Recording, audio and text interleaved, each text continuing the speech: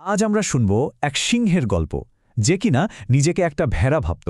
হ্যাঁ, ঠিকই শুনছেন, এই অদ্ভুত গল্পটা আমাদের নিজেদের পরিচয় আর ভেতরের আসল শক্তি নিয়ে নতুন করে ভাবতে সাহায্য করবে। চলুন তাহলে শুরু করা যাক। একবার ভাবুন তো, যদি জঙ্গলের রাজা একটা সিংহ নিজেকে একটা নিরীহ ভেড়া ভাবতে শুরু করে, তাহলে কি হতে পারে? এই প্রশ্নটাই কিন্তু আমাদের আজকের গল্পের একদমই কেন্দ্রে। আর এর উত্তর খুঁজতে গিয়ে আমরা হয়তো নিজেদের ভেতরেরই এক গভীর সত্যের মুখোমুখি হব। গল্পের শুরুটা বেশ অন্যরকম। এক সিংহ শাবকের জন্ম হয়েছিল এমন এক পরিস্থিতিতে যা তার গোটা জীবনটাকেই এক্কেবারে পাল্টে দেয়। জন্মের ঠিক পরে শাবকটা তার মাকে হারায়, একদম একা হয়ে পড়ে।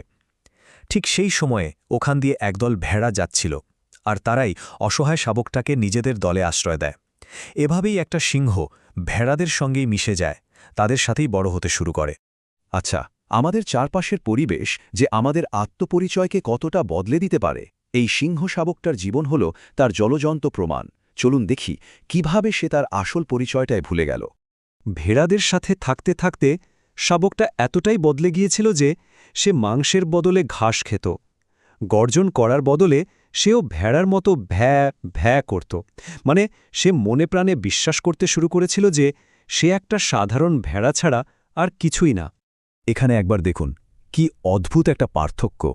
একদিকে সিংহের আসল পরিচয়, সে একজন শক্তিশালী শিকারী যার গর্জনে গোটা জঙ্গল কাঁপে।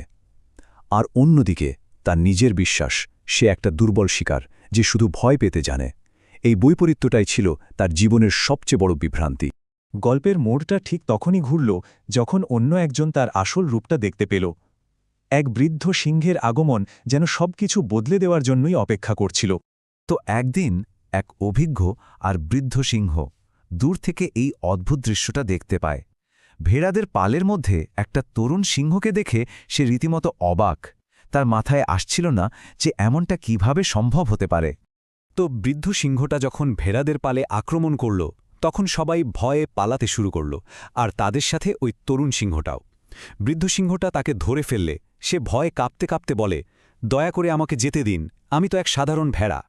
তরুণ সিংহটার এই ভয় আর ভুল ধারণা দেখে বৃদ্ধ সিংহটা তাকে টেনে একটা শান্ত নদীর ধারে নিয়ে গেল।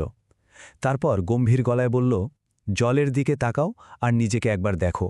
আর যেই না তরুণ সিংহটা নদীর শান্ত জলে নিজের প্রতিবিম্ব দেখল, সে কোনো ভেড়াকে দেখল না, দেখল এক শক্তিশালী সিংহকে।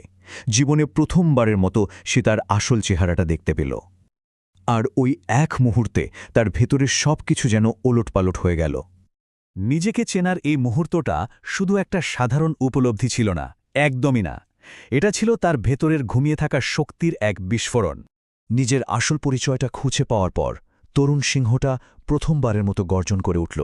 আর সেই গর্জনটা শুধু একটা শব্দ ছিল না, ওটা ছিল তার আত্মবিশ্বাস, তার শক্তি আর তার সত্যিকারের পরিচয়ের ঘোষণা। এখান থেকেই বোঝা যায় আত্মপরিচয় আসলে শক্তির সবচেয়ে বড় উৎস। তাহলে মূল কথাটা কি দাঁড়ালো? এই গল্পটা আমাদের একটা মানসিক ফাঁদ বা মেন্টাল ট্র্যাপ সম্পর্কে শেখায়।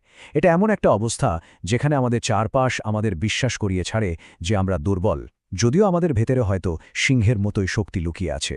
এই উপকথাটা কিন্তু শুধু একটা গল্প নয়, এটা আমাদের নিজেদের জীবন আর আমাদের সমাজকে দেখার জন্য একটা নতুন দৃষ্টিভঙ্গিও বটে।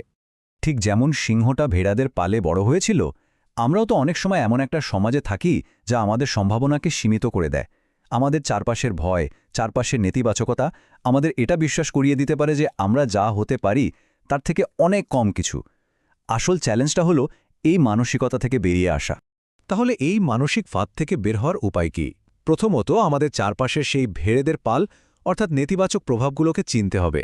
এরপর অন্যের চাপিয়ে দেওয়া পরিচয়ের আড়ালে নিজের আসল সম্ভাবনাকে খুঁজে বের করতে হবে। আর সবশেষে সেই সত্যকে গ্রহণ করে নিজের আসল শক্তিকে কাজে লাগাতে হবে, ঠিক যেমন সিংহ তার গর্জনের মাধ্যমে করেছিল।